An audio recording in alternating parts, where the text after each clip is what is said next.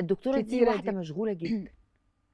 لا والله. هتلحقي امتى؟ لا والله. لا والله. لا طب لا دكتوره ومعايا دكتوراه على فكره، يعني جامده برضه. يعني بتذاكري للدكتوراه وانتوا اصلا أيوة. من غير دكتوراه ومن غير ماجستير انتوا كده كده بتذاكروا على طول.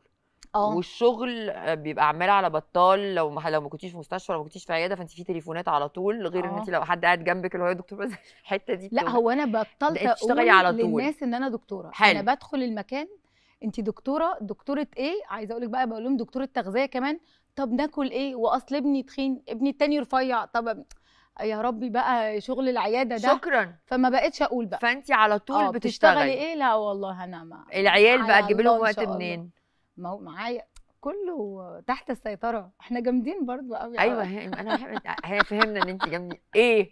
لا بصي هقول لك على حاجه، هو مفيش حد بيبقى بيرفكت في كل حاجه. طيب. فانا في الاول ما كنتش عايزه اشتغل، وبعدين نزلت اشتغلت معاه، وبعدين لما اشتغلت معاه الحمد لله. هو برضه دكتور تغذيه؟ هو استاذي بقول لك. ايوه بس استاذك ممكن يبقى ايوه واكاديمي وبيدرس في الجامعه ورئيس قسم دلوقتي ووكيل كليه وقوي يعني.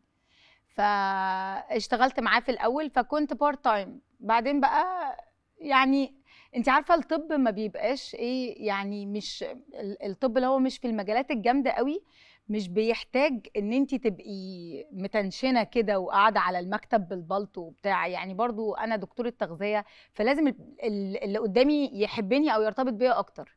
فانا بقى بهزر وبضحك مع الناس. بعدين انا ماسكه الاطفال، تغذيه اطفال، فكل الولاد ولادي، يعني انا بتعامل مع اي حد يدخل ان هو ابني.